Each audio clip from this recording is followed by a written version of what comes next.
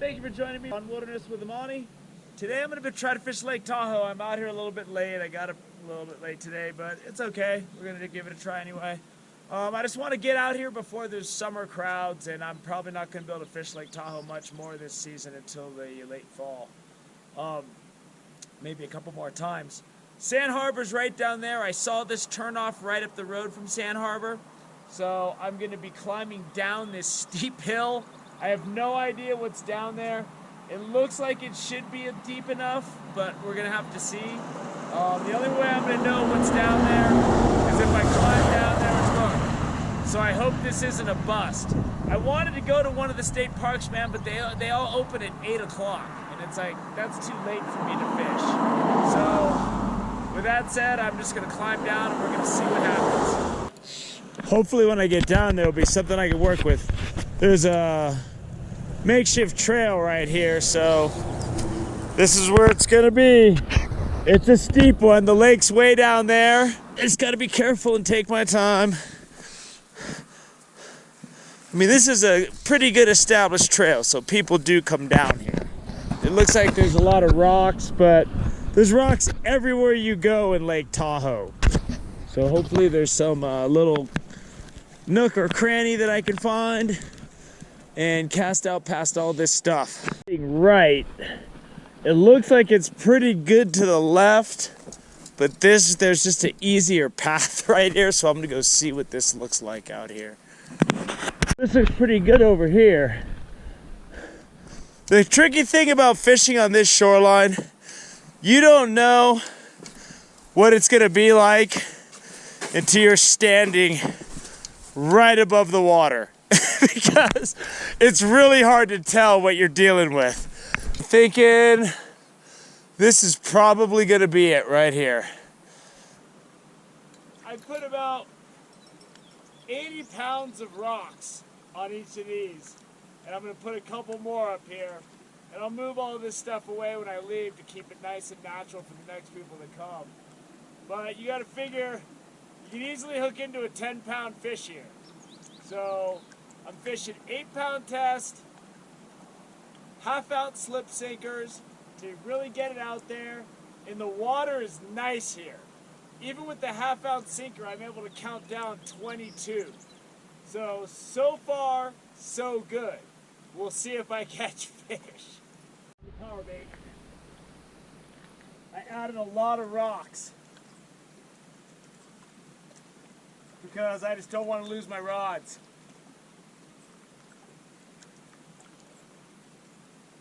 Definitely had a hit.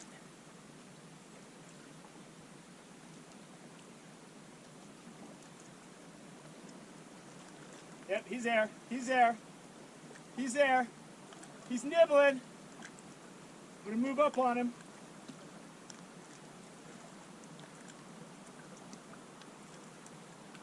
You never know when they're nibbling like that, what you're dealing with. There he is. Gonna let him take it.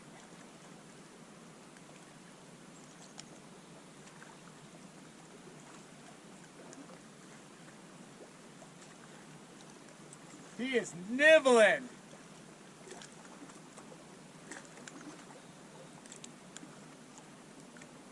There he is.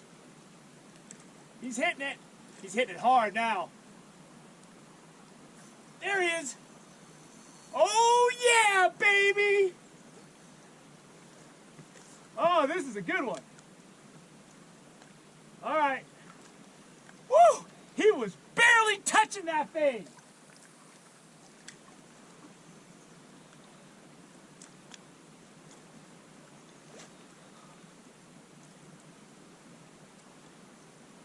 All right, man, that thing was smacking it. And as soon as I set the hook, I knew I had a good fish.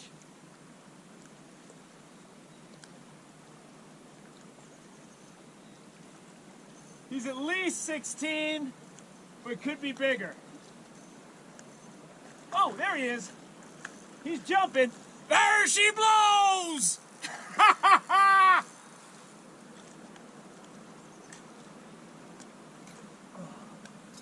Let's see what we got here, baby.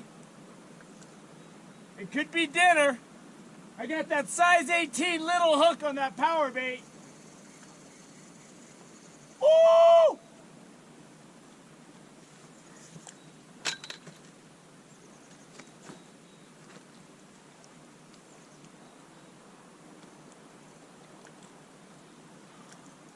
Okay. I can just feel him rolling.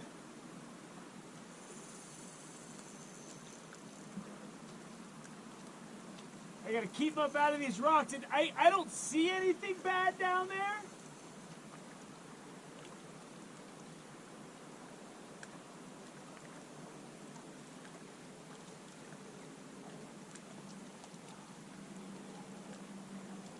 I'm about a mile up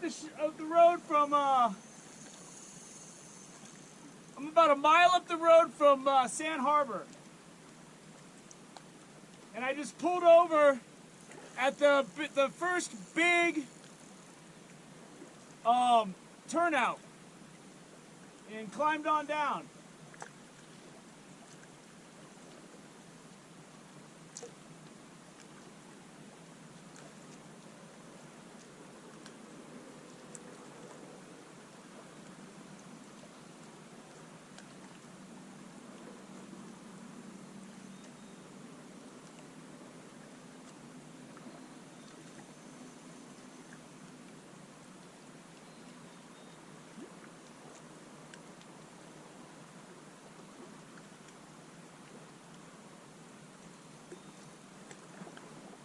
I just don't want to rush this guy. That hook is really small. And those little 18 hooks can just bend out straight and they can get stripped out. Get out of those rocks, buddy. He tried to swim in between two rocks, which would have been a nightmare. There are some rocks out there.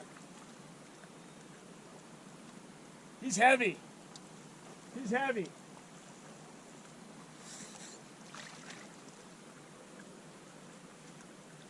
And there he is. Woo, that's a lunker. Yeah, let's take a look at him. Let me get him ready for you. The hook fell out in the net. So I'm gonna let this guy go. I got him in the net. I'm letting him revive because I really fought him. That is a big, fat rainbow trout. Woo!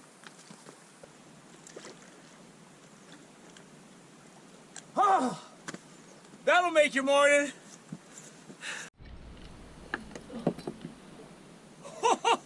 That's why you gotta secure that rod. I don't think this guy's that big though. Now he is. Now that the sun's out, there are some major rock obstacles out there, boy. Woo! It's on today.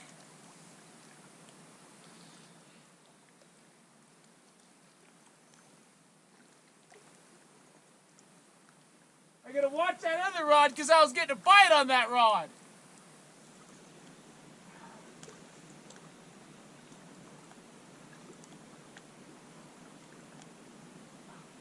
I'm holding my rod over my head because there are big boulders everywhere. Get out of there! Get out of there! Get out of there! Get out! He's under the rocks! Oh, he's got me all wrapped up. I got it out. That's why I move up to 8-pound test here. He had my line between two rocks.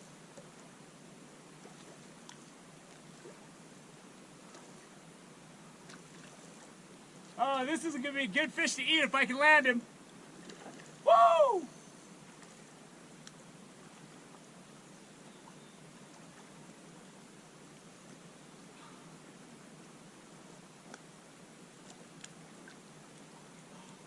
They're on that power bait today. Just using that yellow, green, orange swirl.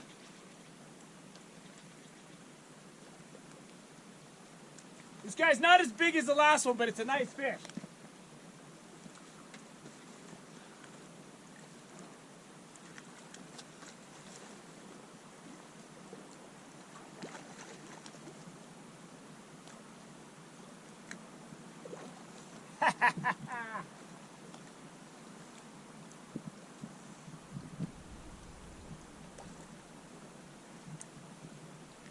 Come on, buddy. There's a lot of rocks out there, man. He swam in between two big boulders. I pulled him out and then my line was stuck in between the boulders. And that little 18 hook is tiny.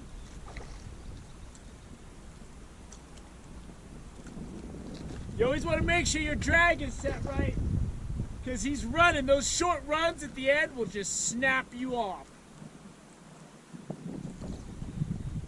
I always grab my rod before I start and I pull the line and make sure it can strip out easily.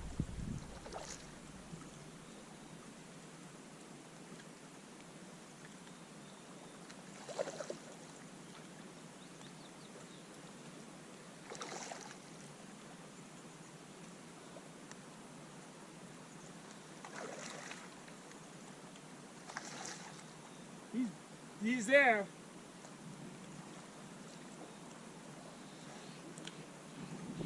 Ah, I got him. He's nice. Woo. I'm gonna eat this fish. So this is a little bit smaller than the one I let go. We'll stretch him out at the end when I do my lineup. But that's gonna be some great fillets. I casted out my power bait and one just took it. I mean, my line, it just went boom the second it hit the bottom. So I might be able to let this guy go, because I don't think he had time. Oh, he's in the rocks! He's in the rocks! The rocks suck here. There's this big rock. They swim right into it.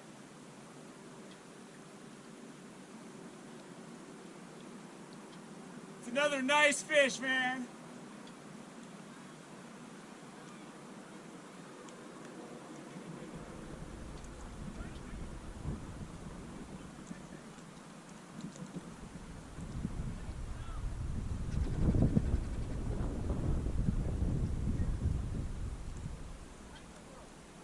These half-ounce slip sinkers really let me throw it way out there.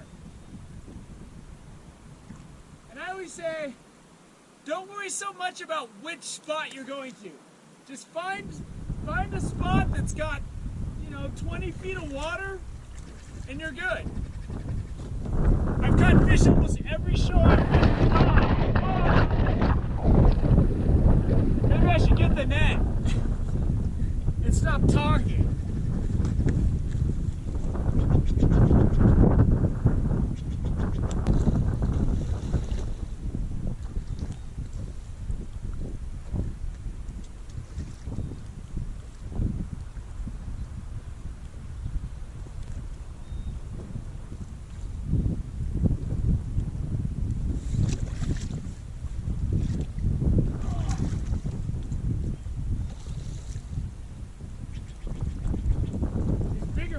Tough to get into this 16-inch net.